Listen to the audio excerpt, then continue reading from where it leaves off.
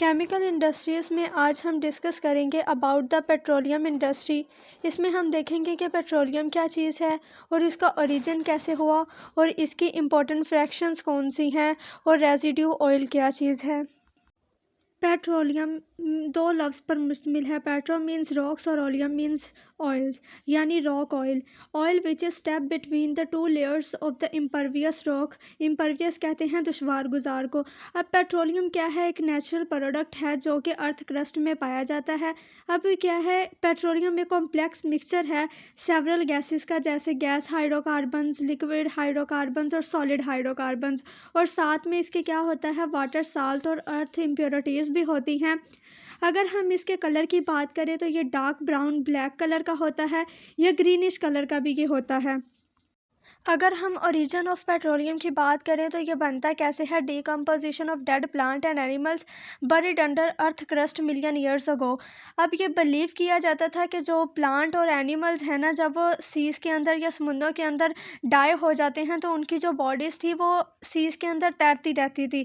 और जब वो बरीड होते थे सैंड और मड के दरमियान, तो उनके लिए वहाँ पर तीन कंडीशंस अप्लाई होती हैं। पहले तो वहाँ पर हाई टेम्परेचर हो, प्रेशर हाई हो और अब्सेंस ऑफ एयर हो। जब ये तीनों चीज़ें वहाँ पर मौजूद होंगी तो वहाँ पर क्या होगा? बैक्टीरियल अफेक्ट होगा। जब बैक्टीरियल अफेक्ट होगा तो वो प्लांट और एनिमल्स को डिकम्पोज करेंगे, और फिर क्या होगा? जब डेड प्लांट और एनिमल्स का जो डेड मटेरियल है वो कन्वर्ट हो जाएगा डार्क ब्राउनिश विस्कस कलर में, तो वो क्या, हम उसे कहेंगे क्रूड ऑयल कहेंगे। अगर हम पेट्रोलियम की प्रॉपर्टीज़ की बात करें तो वो इनसॉल्युबल होता है वाटर में। बीइंग लाइटर, ये क्या करता है? वाटर की सरफेस पे फ्लोट करता है बिकॉज इसकी डेंसिटी बहुत कम है। अब अगर हम इसके एक्सट्रैक्शन की बात करें तो क्या होता है कि जब एक्सपर्ट्स अर्थ क्रस्ट में ऑयल को फाउंड आउट कर लेते हैं तो वो क्या करते हैं कि ड्रिलिंग का प्रोसेस करते हैं। उन रॉक्स में क्या करते हैं? ड्रिलिंग करते हैं। उससे क्या होता है कि जो नेचुरल गैस है वो ग्रेट प्रेशर के ज़रिए क्या होती है? ऊपर आ जाती है। अगर तो गैस का प्रेशर बहुत ज़्यादा है तो समटाइम्स उसके साथ क्रूड ऑयल भी आ जाता है। अब जब हम गैस को वहाँ से रिमूव कर देंगे तो हम क्या करते हैं? क्रूड ऑयल को पंप आउट कर देते हैं वापस। अब क्रूड ऑयल को हम रिफ़ाइन कैसे करते हैं? रिफ़ाइनरीज़ के थ्रू करते हैं। अब रिफ़ाइनरी एक प्रोसेस है, उसमें क्या हम करते हैं? जो क्रूड ऑयल मिक्सचर है ना, उसको हमने वेरियस यूज़फुल प्रोडक्ट्स में कन्वर्ट करना है। वो फ्रैक्शंस की फॉर्म में होगा तो उसको हम क्या कहते हैं? रिफाइनिंग कहते हैं।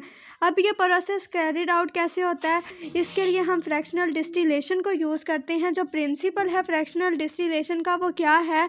किस पे डिपेंड करता है? वो बॉइलिंग पॉइंट्स पे डिपेंड करता है। अब जितना बॉइलिंग पॉइंट कम होगा उतनी जल्दी वो गैस कंडेंस होगी। इसी तरह हमें ये फ्रैक्शंस की फॉर्म में हमारी यूज़फुल प्रोडक्ट्स मिलती जाएंगी। इसके बाद क्रूड ऑयल को हम क्या करेंगे? हीटअप करेंगे एक फर्नेस के अंदर। उसका टेम्परेचर होगा 400 डिग्री सेंटीग्रेड और उसका जो प्रेशर होगा वो हाई होगा।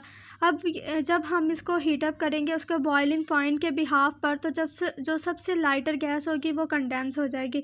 अब petroleum gas up to 25 degree centigrade पे हमें कंडेंस होके मिल जाती है, और उसमें जो कंपोजिशन है उसकी वो कार्बन 1 से लेके कार्बन नंबर 4 तक है। और उसको जब हम up to 25 degree centigrade use करेंगे तो वो हमें पेट्रोलियम गैस मिलेगी, और हम उसे एज अ फ्यूल और एलपीजी की फॉर्म में यूज़ कर लेते हैं, और उसको प्रोडक्शन के लिए यूज़ किया जाता है कार्बन ब्लैक में, जो कि टायर इंडस्ट्री में यूज़ होती है। और उसके बाद हम इसे एज अ हाइड्रोजन गैस, जो कि अमोनिया के साथ बनाने के लिए एज अ फर्टिलाइज़र हम यूज़ करते थे, हम वहाँ पर इसे यूज़ कर लेंगे। उसके बाद दूसरे नंबर पर हमें मिलेगी पेट्रोलियम ईथर, और उसका जो टेम्परेचर होगा वो 30 टू 80 डिग्री सेंटीग्रेड होगा, और उसमें जो कार्बन की कंपोजिशन होगी वो होगी कार्बन 5 से कार्बन 7 तक। और साथ में उसका जो टेम्परेचर होगा, वो जो बॉइलिंग रेंज है उसकी वो 30 टू 80 डिग्री सेंटीग्रेड है, और हम उसे एज अ लेबॉर्ट्री सॉल्वेंट और ड्राई क्लीनिंग पर्पसेस के लिए हम यूज़ करते हैं। और तीसरे नंबर पे जो हमें 80 से 170 बॉइलिंग पॉइंट पे मिलेगी वो गैसोलीन यानी पेट्रोल होगा, और उसमें जो कार्बन की कंपोजिशन होगी वो कार्बन 7 से कार्बन 10 तक होगी। उसे हम मोटरसाइकिल्स, मोटर कार्स और लाइट व्हीकल्स और वोलाटाइल होता है ये केरोसिन से, इस और ये क्लीनिंग पर्पसेस के लिए हम इसे यूज़ कर लेते हैं। इसके बाद 170 से 250 डिग्री सेंटीग्रेड पर हमें जो बॉइलिंग पॉइंट है उस पर हमें क्या मिलेगा, केरोसिन ऑयल मिलेगा। इसमें जो कार्बन की कंपोजिशन है वो कार्बन 10 से कार्बन 12 तक होती है और हम इसे डोमेस्टिक फ्यूल और स्पेशल ग्रेड के लिए हम इसे यूज़ करते हैं और जेट फ्यूल के तौर पे हम इसे यूज़ करते हैं। उसके बाद जो है 250 से 350 डिग्री सेंटीग्रेड पे जब टेम्परेचर होगा बॉइलिंग पॉइंट पे तो हमें क्या मिलेगा, डीजल ऑयल मिलेगा। और इसमें जो कार्बन की कंपोजिशन है वो कार्बन 13 से कार्बन 15 तक है। हम इसे फ्यूल के तौर पे यूज़ करते हैं बसेस में, रेलवे ट्रैक इंजन्स में, ट्यूबवेल इंजन्स में और दूसरी हैवी व्हीकल्स में। उसके बाद जब हम टेम्परेचर करेंगे 350 से 400 डिग्री सेंटीग्रेड, इस बॉइलिंग रेंज में जो हमारे पास प्रोडक्ट मिलेगी वो होगी फ्यूल ऑयल की। और इसमें जो कार्बन की कंपोजिशन है वो कार्बन नंबर 15 से कार्बन 18 होगी और हम इसे शिप्स में, इंडस्ट्रीज़ में, टू हीट बॉयलर्स के तौर पर, फर्नेसेस में हम इसे यूज़ करते हैं।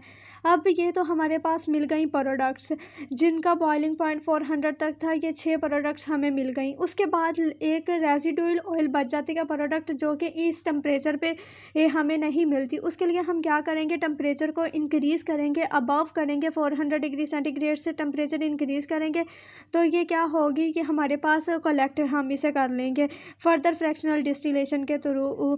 अब इसमें जो फ्रैक्शंस बनती हैं वो 4 बनती हैं। उसमें एक तो लुब्रिकेंट्स है, पैराफिन वैक्स है, एस्फॉल्ट है और पेट्रोलियम कोक है। ये हमारे पास थी पेट्रोलियम इंडस्ट्री जिसमें हमने देखा कि पेट्रोलियम क्या चीज़ है, उसका ओरिजिन क्या है और उसकी फ्रैक्शंस क्या हैं और हम उसे कैसे यूज़फुल प्रोडक्ट्स में हम उसे यूज़ कर सकते हैं।